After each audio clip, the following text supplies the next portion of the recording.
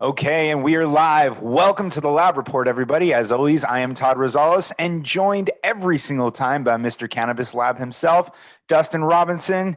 Dustin, thanks for coming with us today. Absolutely. Good to be here. Hopefully we could all stay safe with the tropical storm coming. Yeah, they just don't stop. 2020 is definitely the year of adversity. So let's get everybody the news. On this note, in a time of economic uncertainty, hemp companies actually have a lifeline in the form of bankruptcy protection. This is a luxury that is not offered to marijuana companies. It's something that I've seen you and other C-Lab members talk about often. It's great that hemp companies have this protection, but what does this mean for the industry as a whole?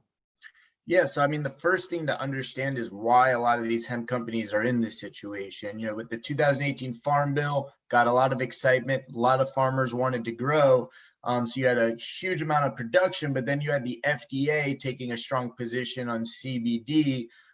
So the demand wasn't quite where the supply hoped it to be. So as a result, there was an oversupply, and a lot of these farmers are now having all sorts of issues and having to enter into bankruptcy. So the good news is that bankruptcy is available if you're in the hemp industry. The bad news is it's not available if you're a marijuana company. And for several of these hemp companies, we saw it with Green Growth Brands. They were mainly a hemp company, but then they came into Florida and had a marijuana license. So they were kind of a hybrid. And I think we're going to be seeing that in the future. We're going to see a lot of hemp companies that are also doing marijuana. And it's very important that they keep those separated in different entities and they don't cross collateralize too much of their debt. Otherwise, the bankruptcy side on the hemp is going to be very, very complicated. So it's good news that we have it for hemp. Unfortunately, marijuana companies are still struggling. Yeah, it's great that we were deemed essential, so a lot of the companies are still thriving. But hey, man, we need those protections just like anybody else does. So, ironically, or maybe on purpose, I'm wearing this shirt today. Nice. But move over, everybody. We thought MedMen, we thought so many more people, but a good friend of the show and a sponsor of Cannabis Lab, Curaleaf, acquired Grassroots for about $875 million to become the world's largest cannabis company. This is incredible. And compared to the deals that we've seen about a year ago, it's not the highest priced deal. Can you give us a little bit more detail? And congrats to everybody at Curaleaf.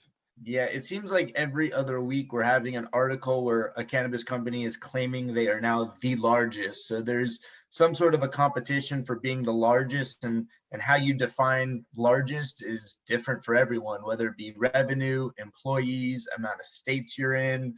You largest is kind of vague in what way. So I believe what Curaleaf, based on the article, they're saying that this will make them the largest based off revenue.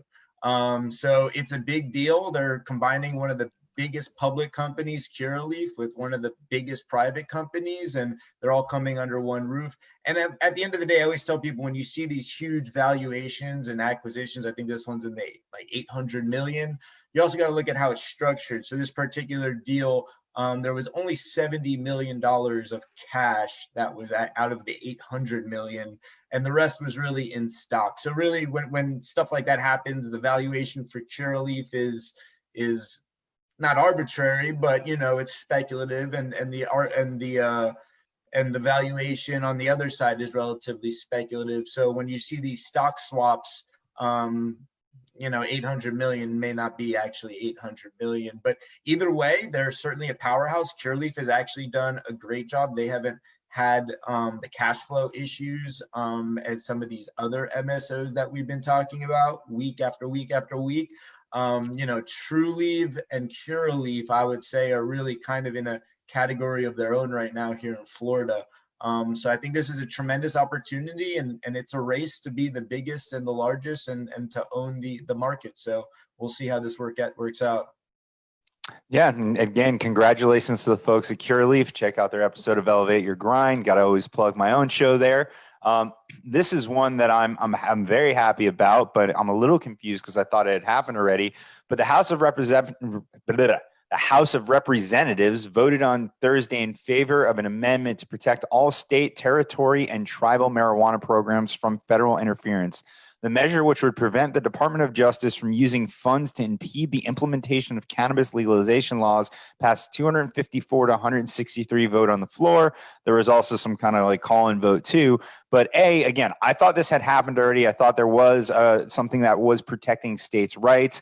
And second, do you think this has anything to do with AG Barr using the resources to attack the cannabis M&As, trying to get some protection there?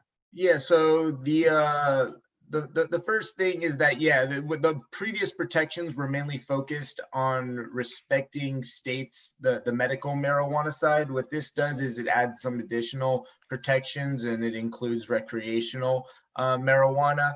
And so really, this doesn't legalize or deschedule marijuana at a federal level. It's just kind of a 10th Amendment thing saying the federal government will respect the states. What this is really all gearing up for is hopefully in September when the House presents the Moore Act, which the Moore Act is actually trying to deschedule marijuana at a federal level. Now, I don't think that's actually going to pass, and I don't think most of these bills will pass the Senate. So it's one thing for the House to vote it through. It's another thing for the Senate.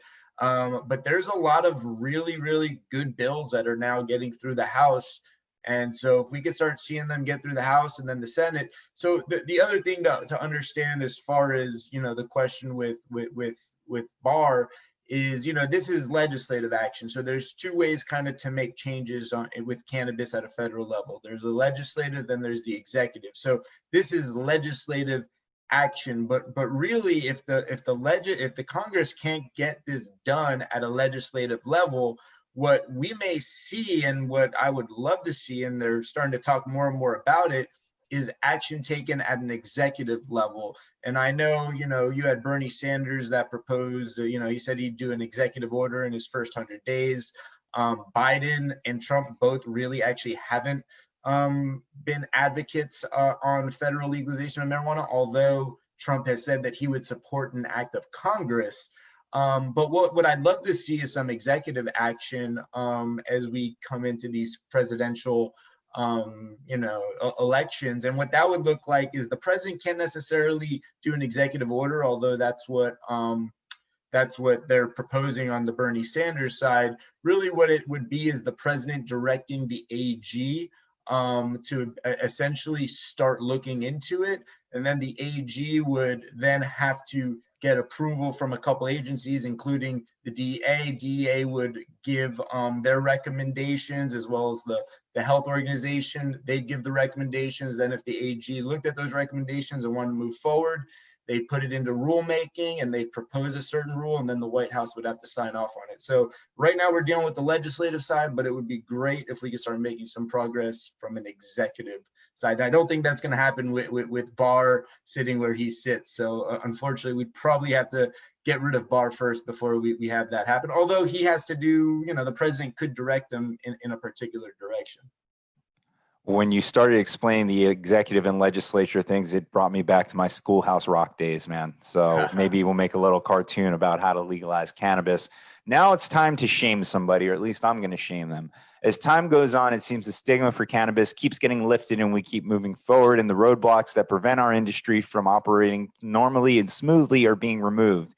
Except one company is going in the opposite direction there. Yelp is now removing two key advertising features on its site for cannabis companies: business highlights and portfolio advertising. One company said it suffered a 60% decline in page views because of this. These two features essentially is what allow you to showcase your business on Yelp. So if you were to click on a dispensary, it would show off products or sales or people's experiences and allow them to stand out. At this point, they're just a listing. Do you think other companies are going to follow suit? And this is something that we're going to have to worry about from the non-cannabis specific companies. Yeah, I mean, you got to, as a marijuana company, a cannabis company, you have to worry about all this stuff. When I talk about it a lot, when I first started my Facebook page for my firm, which is Mr. Cannabis Law, has the word cannabis, I originally got shut down. So Facebook regulates it.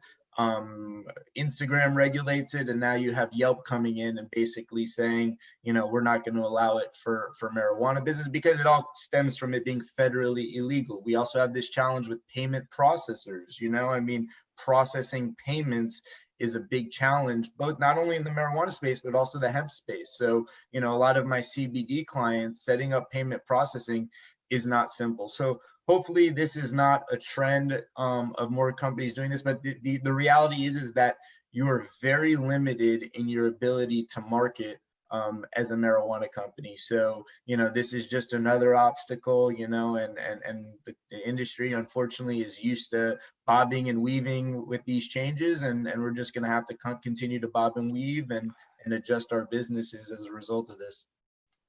Well, shame on you, Yelp, but don't worry. As Dustin said, we've been resourceful and we'll find a better platform than you. You were going out anyway. Nobody uses Yelp anymore. Come on. Oh, yeah.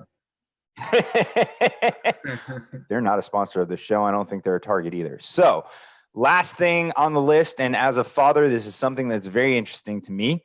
Parents, teaching your kids to code is no longer the best way to help them get a job in the future. Instead, teach them to grow. Well, grow what? Grow cannabis. U.S. cannabis employment is expected to surge over 50% in 2020, surpassing the number of computer programmers in the U.S. I truly believe this is good news because it's bringing back blue-collar jobs. You've heard me talk about this on Elevate Your Grind all the time. When it comes to coding, when it comes to IT and software jobs, it takes a certain level of education, whereas everybody can get involved in growing and manufacturing and processing. I mean, Dustin, I don't think there's much more to elaborate, but I'd love to hear your take.